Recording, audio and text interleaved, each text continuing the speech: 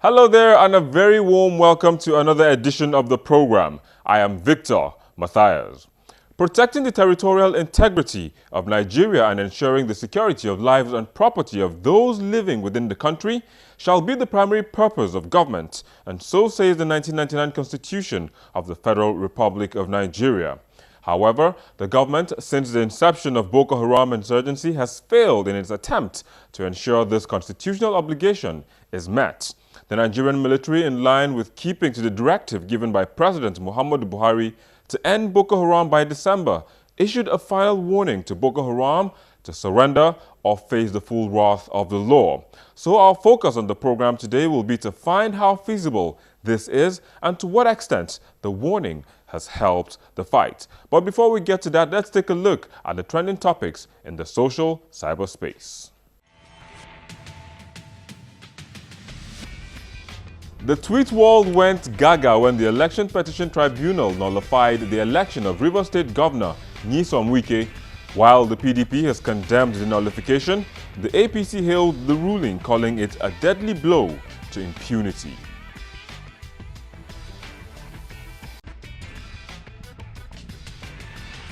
Tanzanians voted in presidential and general elections in what is expected to be the tightest race in the history of East Africa's most populous country. Long lines of voters began gathering hours before dawn on Sunday in centers opening around the country.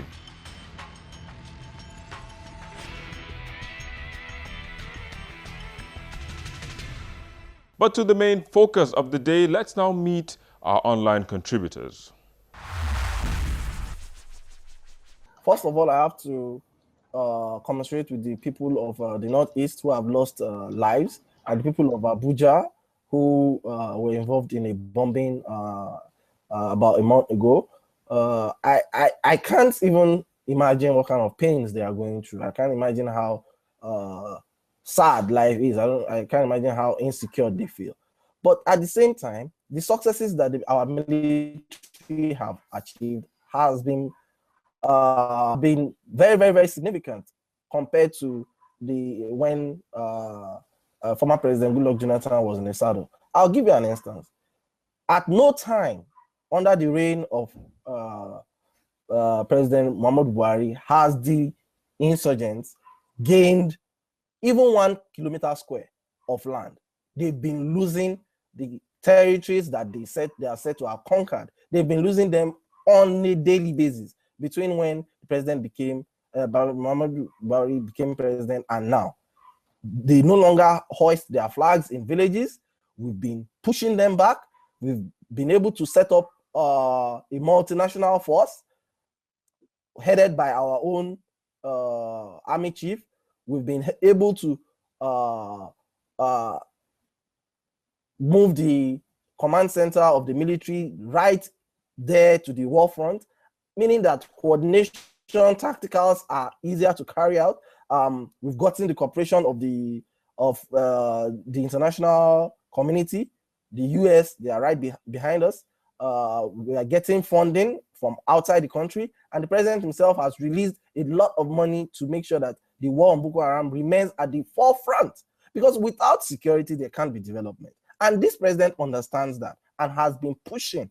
He has not relented. He has gotten the whole of Africa, the whole of West Africa to back him on the war against Boko Haram. He has made it such that everybody knows that this is a war that must be won. It's not that may be won, must be won before anything good happens. Over the years, we've been hearing they arrest a lot of terrorists from the Boko Haram set, and we haven't known how they're being recruited. We don't know where and when they are getting them. So I think if we must end the Boko Haram fight, we need to look at the who, the why, the when, and how. So you can't just tell me that you want to end Boko Haram by December and you haven't gotten information of where they are getting their fund from.